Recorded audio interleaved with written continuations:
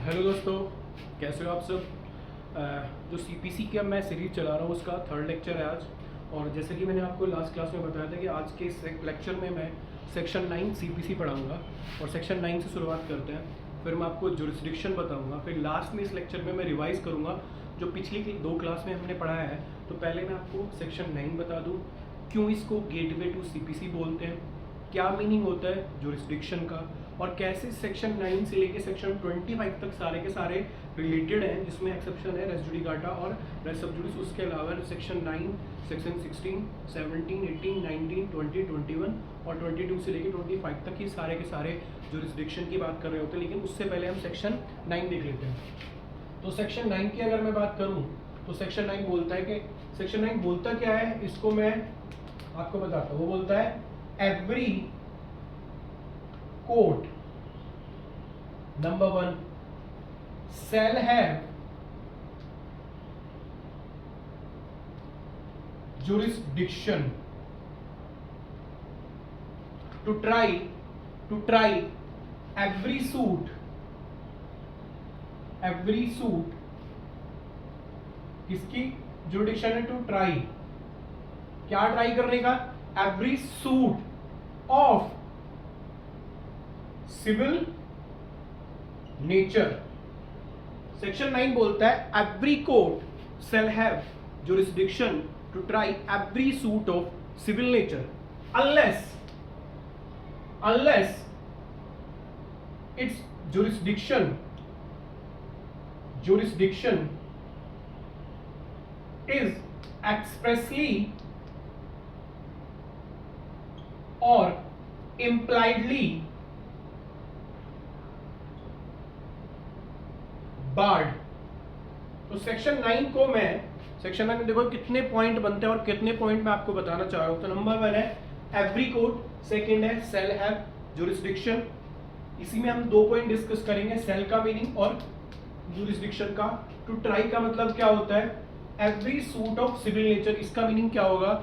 इसके सिवा हम बात करेंगे जुरिस्डिक्शन आइदर एक्सप्रेसली और इम्प्लाइडली बार्ड। तो सेक्शन 9 की बात मैं करूं तो सेक्शन 9 को गेटवे टू सीपीसी क्यों बोलते हैं, क्योंकि जब सेक्शन 9 की आप लैंग्वेज पढ़ोगे तो सेक्शन 9 की लैंग्वेज स्टार्ट हो रही है एवरी कोर्ट। तो एवरी कोर्ट की बात करें कि जितने भी कोर्ट इसमें आते हैं, जब हम कोर्ट की बात करते हैं सीपीसी में तो हमने देखा होगा सीपीसी में बेसिकली कोर्ट जो आते हैं वो आते हैं सिविल जज जूनियर डिवीजन, सिविल जज सीनियर डिवीजन, जैसे बोलते हैं एडीजे, जिसे बोलते हैं डीजे बोल देते हैं, डिस्ट्रिक्ट जज, असिस्टेंट डिस्ट्रिक्ट, तो ये सारे के सारे आते हैं। उसके अलावा हाई कोर्ट भी ओरिजिनल जुडिक्शन में मैटर सुन सकता है। तो ये सारे के सारे सिविल कोर्ट की बात मैं कर रहा हूँ, मैं क्रिमिनल कोर्ट की बात नहीं कर रहा, क्योंकि अगर मैं क्रिमिनल कोर्ट की बात कर रहा होता तो मैं आपको बीएनएसएस, भारतीय नागरिक सुरक्षा संहिता, जिसे हम पहले बोलते थे सीआरपीसी, वो पढ़ा रहा होता। तो अभी मैं आपको पढ़ा क्या रहा हूँ, तो अभी आपको मैं पढ़ा रहा हूँ सीपीसी। और मैंने आपको लास्ट क्लास में बताया था कि जब हमें कोई सिविल जस्टिस चाहिए, जब भी हमारा कोई सिविल राइट ब्रीच होगा तो हम सिविल कोर्ट के पास जाएंगे, हम क्रिमिनल कोर्ट के पास नहीं जाएंगे, क्योंकि क्रिमिनल कोर्ट का काम है क्रिमिनल जस्टिस प्रोवाइड कराना और सिविल कोर्ट का काम है सिविल जस्टिस प्रोवाइड कराना। तो ऐसे ही हमें देखा होगा कि जो जुरिस्डिक्शन है उसका बाइफिकेशन, उसका अलग अलग विस्तारण अलग तरीके से किया गया है। तो इसमें हम एक चीज देखेंगे, एवरी कोर्ट, जब एवरी कोर्ट की बात मैं कर रहा हूं तो जितने भी कोर्ट है, चाहे वो सिविल जज जूनियर डिवीजन हो, सिविल जज जूनियर डिवीजन हो, या फिर सिविल जज सीनियर डिवीजन हो, या फिर डिस्ट्रिक्ट जज हो, या फिर हाई कोर्ट हो, जितने भी कोर्ट की मैं बात कर रहा हूं ये सारे के सारे कोर्ट के पास जुरिस्डिक्शन है। तो अगर आज के बाद आपको लगता है, आपसे कोई क्वेश्चन पूछता है कि किस सेक्शन के अकॉर्डिंग सिविल जज जूनियर डिवीजन, सिविल जज senior division, district court, high court, इनके पास जुरिस्डिक्शन आई है, तो जुरिस्डिक्शन इनके पास आई है सेक्शन 9, क्योंकि सेक्शन 9 की लैंग्वेज स्टार्ट हो रही है every civil court shall have jurisdiction, every civil court shall have jurisdiction.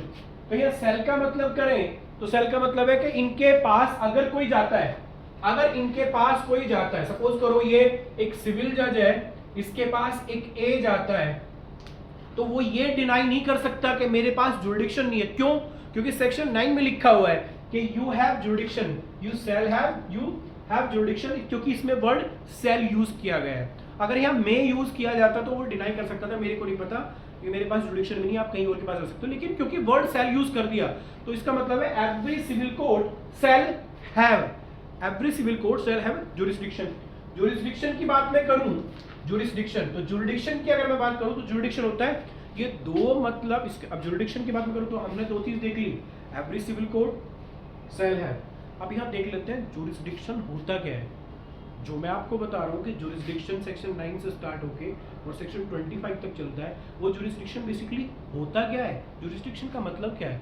तो जब हम जुरिस्डिक्शन पढ़ते हैं तो जुरिस्डिक्शन बेसिकली आप देखोगे जुरिस प्लस डिक्शन, तो ये दो वर्ड से बना है, जुरिस प्लस डिक्शन।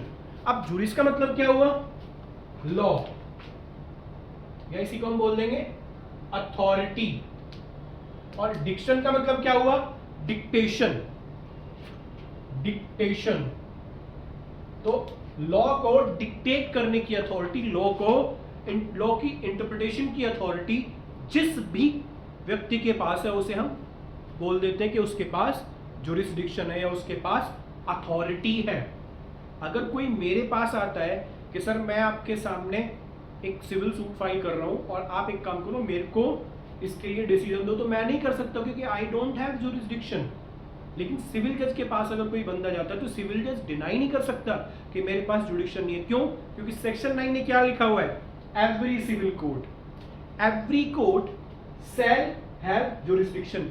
तो जुरिस्डिक्शन की बात मैं करूं तो जुरिस्डिक्शन बेसिकली होता क्या है, जुरिस्डिक्शन होता है basically authority to dictate any law, authority to give decision. अगर मैं कोई डिसीजन दे रहा हूं तो उसकी कोई अथॉरिटी नहीं है, लेकिन अगर कोई सिविल जज डिसीजन दे रहा है तो उसकी अथॉरिटी है, उस डिक्री का एग्जीक्यूशन कोर्ट में जाके हो सकता है। मैं अगर कोई डिसीजन देता हूं मेरे उस डिसीजन की कोई एग्जीक्यूशन नहीं हो सकता क्योंकि मुझे लॉफुली कोई राइट ही नहीं है कोई डिक्टेट करने का। लेकिन अगर सिविल कोर्ट की बात करें तो सिविल कोर्ट अब यहाँ इस 3 लाइन से डिसाइड हो रहा है, every court shall have jurisdiction to try every suit of civil nature. Jurisdiction की बात मैं आगे आपको बताऊं तो जुरिडिक्शन आप देखोगे, आप देखते होगे कि कभी हम सिविल जज के पास जाते हैं, कभी हम डिस्ट्रिक्ट कोर्ट के पास जा सकते हैं, कभी हम हाई कोर्ट के पास जाते हैं। तो बेसिकली ये डिपेंड करता है, जुरिडिक्शन भी बेसिकली अगर आप देखोगे प्रोप्राइटरी और पिक्यूनरी दो तरह की जुरिडिक्शन होती है। जब प्रॉपर्टी से रिलेटेड जुरिडिक्शन होगी तो इसे हम बोल देंगे प्रोप्राइटरी जुरिडिक्शन, और जब पैसे से रिलेटेड जुरिडिक्शन होगी, मनी से रिलेटेड, और मनी से रिलेटेड कैसे मैं अभी आपको बताता हूं, तो वो बोलते हैं पिक्यूनरी जुरिडिक्शन। तो प्रोप्राइटरी जुरिडिक्शन की बात करें तो इसी को जब हम पढ़ेंगे तो ये सेक्शन 16, 17, 18 इसमें साफ साफ दिया हुआ है कि प्रॉपर्टी से रिलेटेड मैटर कहाँ जाएंगे, किस कोर्ट में जाएंगे। तो बेसिकली ये होता है कि जहाँ प्रॉपर्टी स्टैब्लिश होती है वहीं हम जाते हैं, वहीं बेसिकली हम केस कर लेते हैं। क्योंकि अगर सपोज करो मैं दिल्ली में रहता हूँ और बी मुंबई में रहता है और हमारे बीच में एक डिस्प्यूट है कि चेन्नई की एक प्रॉपर्टी पे, तो हम दिल्ली मुंबई में केस नहीं कर सकते, हम जाके चेन्नई में केस करना पड़ेगा क्योंकि वो चेन्नई में प्रॉपर्टी सिचुएटेड है। वो अलग बात है जब हम इसका पढ़ते हैं पर्सनल ओबीडियंस, वो पढ़ते हैं, मैं बाद में आपको बताऊंगा कि उस कंडीशन में हम कैसे कर सकते हैं। ऐसे अगर मैं बात करूँ पिक्यूनरी जुरिडिक्शन की, तो पिक्यूनरी जुरिडिक्शन क्या होता है कि आपने देखा होगा कि अलग अलग स्टेट में अलग अलग जुरिडिक्शन होती है। अलग अलग जुरिडिक्शन कैसे कि अगर आप किसी स्टेट में जाओगे तो वहाँ देखा होगा आपने कि सिविल जज के पास सिर्फ 5 लाख तक के मैटर डिसाइड करने की जुरिडिक्शन, दूसरे स्टेट में जाओगे तो वहाँ 10 लाख तक के मैटर डिसाइड करने की जुरिडिक्शन। मतलब मेरे को कंपनसेशन चाहिए 20 से, और मेरे केस की जो वैल्यूएशन है मैं चाहता हूँ 20 से मेरे को 8 लाख रुपये मिल जाए। तो सपोज करो किसी स्टेट में मैं जाता हूँ और उस स्टेट के सिविल जज के पास 10 लाख तक के मैटर सुनने की जुरिडिक्शन है, तो मेरे को कहाँ जाना होगा। यहाँ अगर मैं इस चीज़ को डिसाइड करूँ, हाई कोर्ट, डिस्ट्रिक्ट जज, सिविल जज। अब पिक्यूनरी जुरिडिक्शन मैं आपको समझा देता हूँ एक बार थोड़ा सा। तो बेसिकली होता क्या है कि अगर मेरे को सपोज करो सिविल जज के पास जुरिडिक्शन है 10 लाख तक के मैटर सुन सकता है, और 10 लाख से लेके 1 करोड़ तक के मैटर सुन सकता है डिस्ट्रिक्ट कोर्ट, और 1 करोड़ से ऊपर मैटर जो सुनेगा हाई कोर्ट। तो सिंपल सी बात है, अगर मेरे को 8 लाख का कंपनसेशन चाहिए बी के अगेंस्ट में तो मैं सिविल जज के पास जाऊँगा। वहीं अगर मेरे को 15 लाख की कंपनसेशन चाहिए तो मैं डायरेक्ट चला जाऊँगा डिस्ट्रिक्ट कोर्ट के पास। वहीं अगर मेरे को 2 करोड़ की कंपनसेशन चाहिए तो मैं डायरेक्ट चला जाऊँगा हाई कोर्ट के पास। इसे हम बोलते हैं पिक्यूनरी जुरिडिक्शन।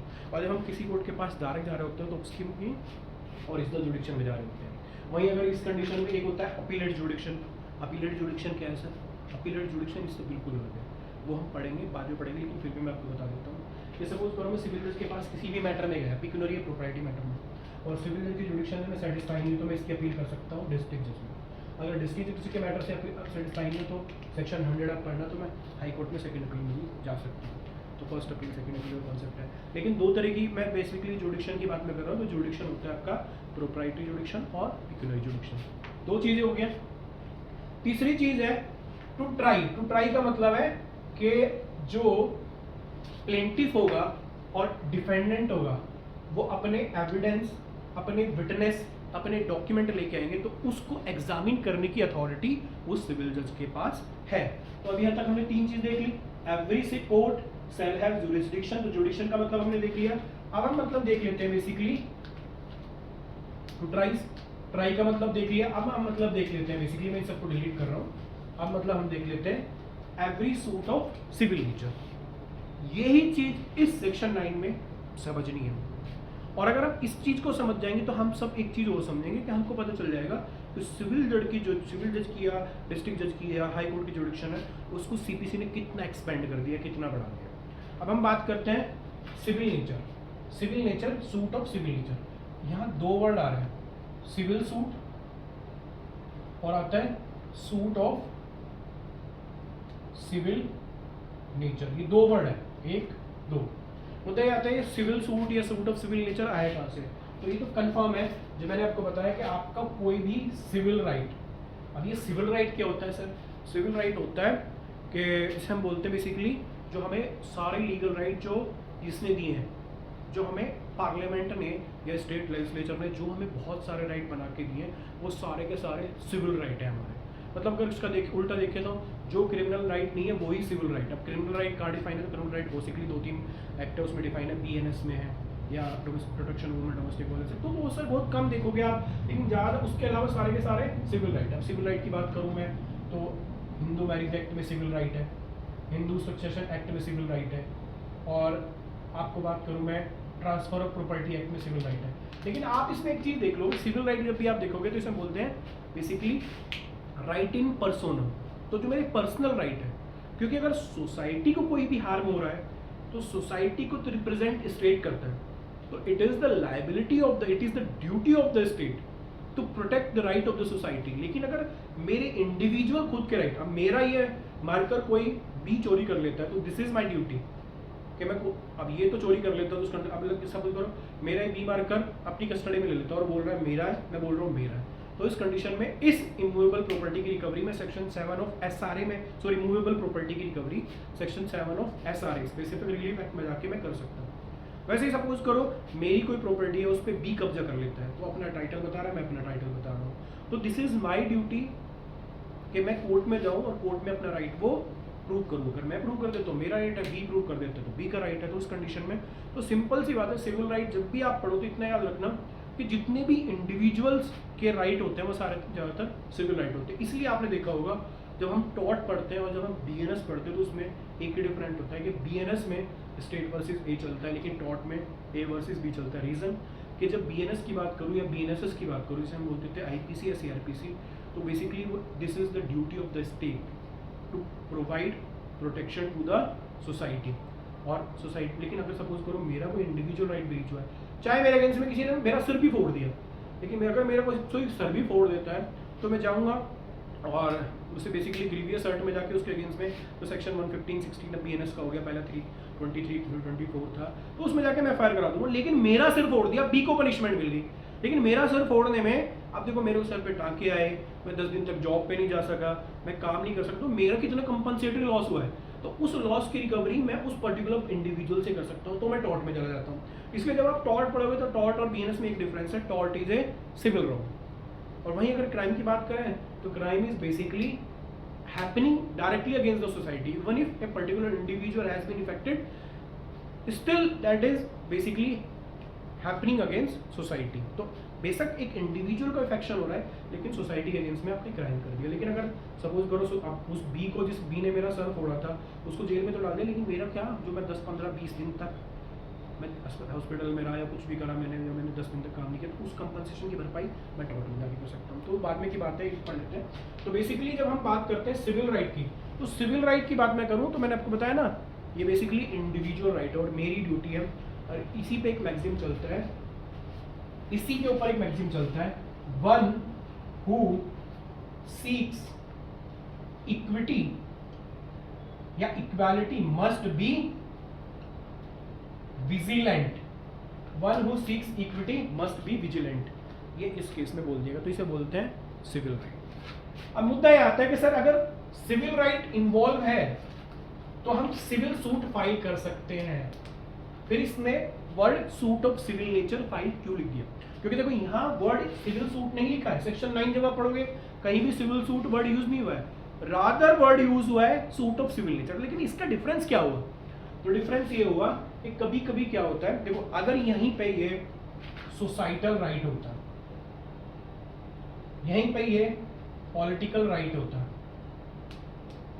अगर ए ने बी को उसकी प्रॉपर्टी से डिस्पोजेस कर दिया, सिविल राइट इन्वॉल्व है इंडिविजुअल.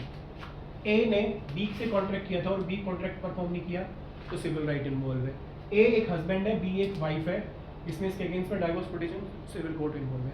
लेकिन सपोज करो यहाँ पे एक सोसाइटल राइट क्या है कि इस ए को सोसाइटी ने बाहर निकाल दिया अपनी कास्ट से, इसका हुक्का पानी बंद कर दिया. क्यों बंद कर दिया? क्योंकि सोसाइटी के नॉर्म्स फॉलो नहीं कर रहा था. अब सोसाइटल नॉर्म्स है वो तो आपको फॉलो करने पड़ेंगे किसी भी सोसाइटी में रह रहे हो. जैसे आप कुछ भी जाके मंदिर में ऐसा नहीं कर सकते जो हिंदू रिलीजियस के अगेंस्ट में हो, वैसे ही आप कुछ भी जाके मस्जिद में ऐसा नहीं कर सकते जो मॉडर्न रिलीजियस के अगेंस्ट में हो. तो आपको वो चीज़ तो फॉलो करनी पड़ेगी.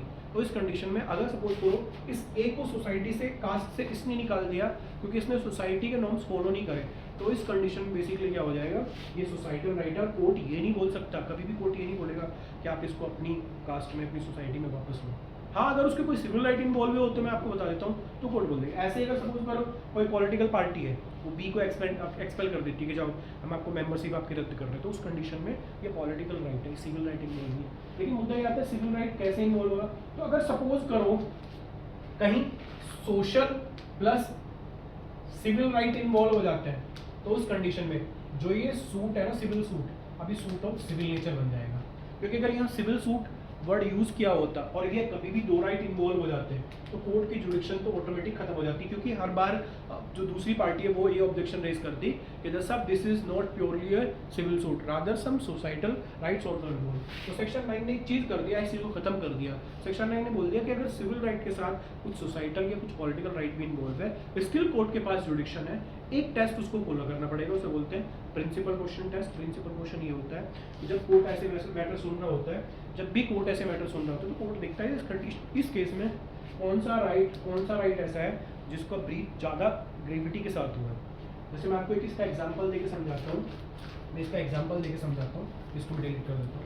इस ए को इसकी सोसाइटी में या इसकी जो रिलीजन में इसकी कास्ट से निकाल दिया, इस ए को कास्ट से निकाल दिया, कोर्ट इन्वॉल्व नहीं कर सकता. ये मैंने आपको बताया, सोसाइटल राइट में कोर्ट इन्वॉल्व नहीं करेगा, उनकी मर्जी, उनके रूल्स बने हुए हैं. भाई कोर्ट सिर्फ ये बोल सकता है कि आप आर्टिकल 25 में अपना रिलीजियस राइट प्रोफेस कर सकते हैं, लेकिन अगर आप कुछ उल्टा सीधा करोगे तो उसके भी रिलीजियस डिनोमिनेशन जो है उसके पास राइट है, वो आपको कुछ रूल बना सकते हैं, जिसे हम बोलते हैं टेस्ट ऑफ एसेंशियल प्रैक्टिस या इस्माइल फारूकी वाला जजमेंट आपने देख लिया होगा. लेकिन आपने देखा होगा कि सोसाइटी में कभी भी कोर्ट इंटरफेयर नहीं करता सोसाइटल राइट में, पॉलिटिकल राइट में.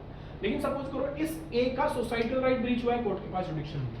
लेकिन सेम ट्रांजेक्शन में इस ए का जो घर है इसको इस सोसाइटी के कुछ लोगों ने पीपल्स ने कब्जा कर लिया इस पे, प्लस इस ए को ये जो पेड़ बना हुआ है ना, पेड़, इस पेड़ के किनारे पे बांध लिया, और इस ए के पास जो फूड था ना, इस फूड को इस सोसाइटी में छीन लिया. तो पहली चीज देखो, ट्रांजेक्शन कहाँ से स्टार्ट हुआ था, सोसाइटल आउटकास्ट हुआ था, क्योंकि ये सोसाइटी के नॉर्म्स फॉलो नहीं कर रहा था. लेकिन उसी ट्रांजेक्शन में इन्होंने क्या किया, इसके सिविल राइट भी ब्रीच कर दिए, जिसे हम बोलते हैं राइट टू शेल्टर या राइट टू फूड. ये सारे के सारे उसने ब्रीच कर दिए. तो इस कंडीशन में अभी कोर्ट के पास जुडिक्शन है. अगर यहाँ सिविल सूट वर्ड यूज किया होता तो इस कंडीशन में इस कोर्ट केस इस मैटर को सुन ही नहीं सकता था. लेकिन उन्होंने वर्ड यूज कर दिया suit of civil nature. Suit of civil nature का मतलब है कि अभी कोर्ट के पास जुरिस्डिक्शन है. यहाँ सोसाइटल राइट इन्वॉल्व है, still that court can hear that particular suit. ये कोर्ट देख लेता. ठीक है, यहाँ तक क्लियर हो गया सूट ऑफ सिविल नेचर और सिविल सूट में क्या डिफरेंस होता है. अगर प्योरली सिविल राइट इन्वॉल्व हो जाएंगे, अगर प्योरली सिविल राइट इन्वॉल्व है, प्योरली सिविल राइट इन्वॉल्व है, तो इसे हम बोलेंगे सिविल सूट।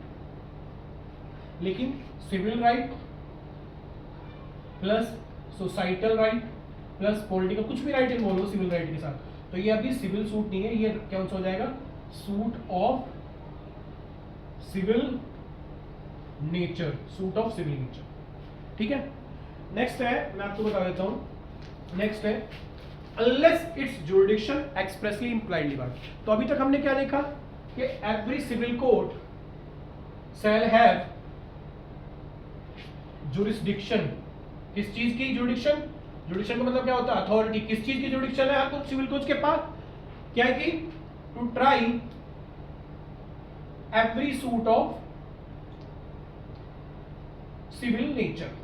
अब क्या हर मैटर को कोर्ट सुन सकता है, नहीं, सेक्शन 9 ने एक्सेप्शन दे दिया। लास्ट लाइन जब आप पढ़ोगे सेक्शन 9 की, तो उसमें लिखा हुआ है, यहां तक तो ठीक था, every civil court shall have jurisdiction to try every suit of civil nature, लेकिन उसमें लिखा हुआ है अनलेस इट्स जुरिडिक्शन एक्सप्रेसली और इम्प्लाइडली बार्ड। कोर्ट की जुरिडिक्शन को भी एक्सप्रेसली और इम्प्लाइडली बार्ड किया जा सकता है। एक्सप्रेसली कैसे बार्ड किया जाएगा, कि सपोज करो एनवायरमेंट से रिलेटेड मैटर है, तो हमको पता है ये मैटर कहाँ जाएंगे, नेशनल ग्रीव ट्रिब्यूनल में। वहीं अगर कंज्यूमर से रिलेटेड मैटर है तो कंज्यूमर ट्रिब्यूनल में जाएंगे, टैक्स से रिलेटेड मैटर है तो टैक्स ट्रिब्यूनल में जाएंगे। यहाँ इन सब में कोई ना कोई सिविल राइट इन्वॉल्व होगा, लेकिन कोर्ट ने बोल दिया। अब ये ऐसा करा क्यों जाता है, ऐसा क्यों कर देते हैं हम कि एनजीटी हमने बना दिया, टैक्स ट्रिब्यूनल बना दिया, या फिर कंज्यूमर प्रोटेक्शन बना दिया। अगर हम सारे के सारे मैटर सिविल कोर्ट के पास लेके जाएंगे तो हम सबको पता है हमारे पास मल्टीप्लिसिटी ऑफ प्रोसीडिंग इतनी ज़्यादा है, इतनी जजेस की अभी कमी है जो कोर्ट्स में, कि वो पूरे के पूरे मैटर सुन ही सकते हो। दूसरा, इसमें कुछ ना कुछ देखो, अगर आप एनवायरनमेंट की बात करोगे या कंज्यूमर प्रोटेक्शन की बात करोगे, टैक्स की बात करोगे, तो इसमें क्या है, कुछ ना कुछ टेक्निकलिटी इन्वॉल्व होती है। तो हम क्या करते हैं, कुछ एक्सपर्ट होते हैं, उन एक्सपर्ट को लेके ट्रिब्यूनल बना देते हैं। तो हम क्या करते हैं, हम बोलते हैं कि ये जो मैटर है, although this there may be some civil right involve, पर उस कंडीशन में क्या होएगा, ये सिविल कोर्ट के पास नहीं जाएंगे, सिविल कोर्ट के पास क्यों नहीं जाएंगे, क्यों, क्योंकि एक्सप्रेसली बार्ड है। एक्सप्रेसली का मतलब है कि कहीं तो लिखा होगा कि सिविल कोर्ट की जुडिक्शन इन सारे मैटर में बार्ड है, तो लिखा हुआ है। जब आप देखोगे एनवायरमेंट प्रोटेक्शन है, उसमें साफ साफ लिखा हुआ है। जब आप कंज्यूमर प्रोटेक्शन आप देखोगे, उसमें साफ साफ लिखा हुआ है। वहीं टैक्स से रिलेटेड एक्ट है, उसमें साफ साफ लिखा हुआ है कि jurisdiction of civil court is expressly barred by, because every person whose breach of any of the right has been breached must have to come before me. वो सिविल कोर्ट के पास नहीं जाएगा, सिविल कोर्ट के पास जो restriction नहीं है उसे बोलते हैं एक्सप्रेसली बार्ड। एक्सप्रेसली बार्ड मतलब एक सिंपल से वर्ड बता रहा हूँ, एक्सप्रेसली बार्ड किसी भी स्टैट्यूट्स में या किसी भी एक्ट में साफ साफ लिखा हुआ है कि सिविल कोर्ट की जुडिक्शन बार्ड है, तो इसे बोलते हैं एक्सप्रेसली बार्ड। इम्प्लाइडली बार्ड का मतलब है, इम्प्लाइडली बार्ड सुन लो, बहुत बढ़िया एग्जांपल बता रहा हूँ आपको मैं, बहुत ही बढ़िया एग्जांपल बताऊंगा एक इम्प्लाइडली बार्ड का। ये सिविल जज है, ये डिस्ट्रिक्ट जज है, ये हाई कोर्ट है, हम तीन देख लेते हैं। सिविल जज साहब के पास जुडिक्शन है, मान लो सपोज करो 5 लाख। डिस्ट्रिक्ट जज के पास जुडिक्शन है, मतलब सपोज करो 5 लाख से ज्यादा और 1 करोड़ तक। 1 करोड़ से ऊपर मैटर कहाँ जाएंगे, हाई कोर्ट के पास जुडिक्शन। यहाँ अगर सपोज करो ये मैटर डायरेक्ट कहाँ जा रहा है, डिस्ट्रिक्ट कोर्ट के पास, ये तो इम्प्लाइडली बार्ड, ये बेसिकली इम्प्लाइडली बार्ड हो जाएगी। क्योंकि आप सपोज करो यहाँ अगर मैटर हम लेके जा रहे हैं 6 लाख का, तो ये इसके पास जुडिक्शन तो थी, लेकिन ये इम्प्लाइडली बार्ड है क्योंकि इसके पास जुडिक्शन, पिक्यूनरी जुडिक्शन नहीं है। वहीं अगर इसका एग्जांपल दूसरा मैं आपको बहुत बढ़िया बताऊं, तो अगर सपोज करो आप रेस जुडिकाटा, मैं आपको पढ़ाऊंगा अभी, रेस जुडिकाटा की बात करें या रेस सब जुडिस। अब ये रेस जुडिकाटा और रेस सब जुडिस क्या होता है, a matter which has been directly decided. अब सपोज करो ए और बी के बीच में एक मैटर है, इस प्रॉपर्टी से रिलेटेड मैटर, ये मैटर डिसाइड हो चुका है जनवरी 2024 में, ये जनवरी 2024 में डिसाइड हो गया, ये डिसाइड हो चुका है, तो बी के फेवर में कोर्ट ने डिसीजन दे दिया। अब ए क्या करता है, फिर से ये मैटर लेके आता है, फिर से सिविल कोर्ट के पास जाता है, कब, जनवरी 2024 में था, ये 25 में। तो ये बी क्या ऑब्जेक्शन रेज करेगा, इधर सर मुझे पता है आपके पास जुडिक्शन है, और सेक्शन 9 बोलता है every civil code shall have jurisdiction to try every suit of civil nature unless its jurisdiction expressly और इम्प्लाइडली। और आपकी जुडिक्शन एक्सप्रेसली भी कहीं बार्ड नहीं, लेकिन इम्प्लाइडली मैं प्रूव करूँगा आपकी जुडिक्शन बार्ड क्यों है, बाय वे ऑफ सेक्शन 11। और सेक्शन 11 बोलता है when a matter has been decided between the same party under the same title and matter directly and substantially has been decided between the same party, तो subsequently court, अब सब एक matter पहले से decide हो चुका है, एक सिविल जज डिसाइड कर दिया, तो बार बार इसको हम नहीं लेके जाएंगे ना। क्यों? क्योंकि बार बार क्यों लेके जाएंगे, फिर तो जुडिक्शन ही खराब हो जाएगी इसकी। तो एक बार जब कोर्ट ने किसी के फेवर में टाइटल कन्फर कर दिया तो कोर्ट उस पर प्रॉपर्टी उसकी होगी। अगर सपोज करो यहाँ ए फिर से सूट लेके आता है तो बी क्या करेगा, वो जो डिग्री है ना, उस जो पहले उसमें डिग्री थी उस डिग्री को दिखा देगा। इसे बोलते हैं एक्सप्रेस। इसकी दो एक्सप्लेनेशन है, वो एक्सप्लेनेशन मैं नेक्स्ट क्लास में अपलोड कर रहा हूँ, और बेसिकली थोड़ा डिस्कस कर लेंगे नेक्स्ट क्लास के लास्ट में, और फिर हम कल से स्टार्ट करेंगे सेक्शन 10 सेक्शन 11, ठीक है। तो कल वो सब पढ़ के आओ प्लीज़, इस वीडियो को सबके साथ शेयर करो। आपका कोई भी डाउट है प्लीज़, एक रिक्वेस्ट कर रहा हूँ, आप कमेंट करके मेरे को ज़रूर बताओ कि जो मेरी वीडियो है वो कैसी आपको लगी, प्लीज़ दोस्तों। Thank you.